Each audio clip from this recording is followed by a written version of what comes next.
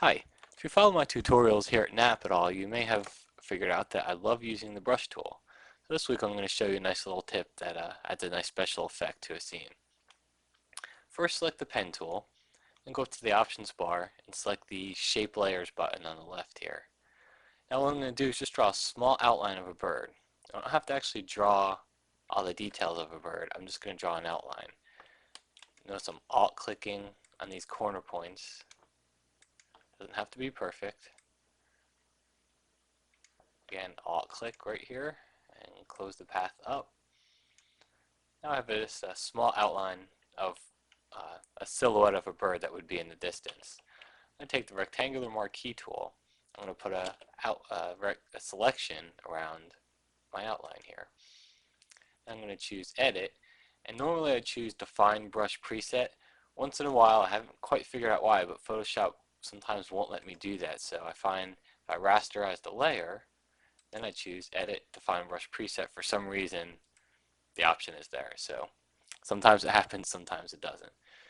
Click on define brush preset.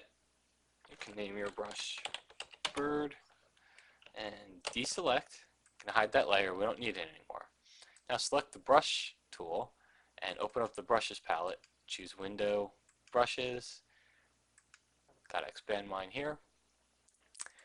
First select brush tip shape, and you're going to have to scroll through the palette to find your bird brush. So I found mine here. I'm going to bring the size down a bit here, somewhere around 40 pixels, and increase the spacing probably to about 100%. Next I'm going to click on Shape Dynamics. Put the size jitter pretty high.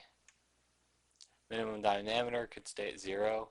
Angle jitter, if you go too high, you'll notice the birds start going upside down. So we don't really want that, but we do want some angle jitter to it. Roundness jitter, keep that right up around 40%. Next go to the scattering box here, and notice if we don't have any scattering, they stay pretty close together, so I'm going to put it right around 400%. Count, put that down to 1, and we are ready to go. I'm going to minimize this palette. I'm going to show you a scene that I created. You might have seen it before in another tutorial. And I'm just going to create a new layer on top of that. I'm going to select that brush tool. I'm just going to draw some birds along. What you can do is actually create another layer. Maybe draw a few more. Drop the opacity down and make them appear as if they're even further off in the distance.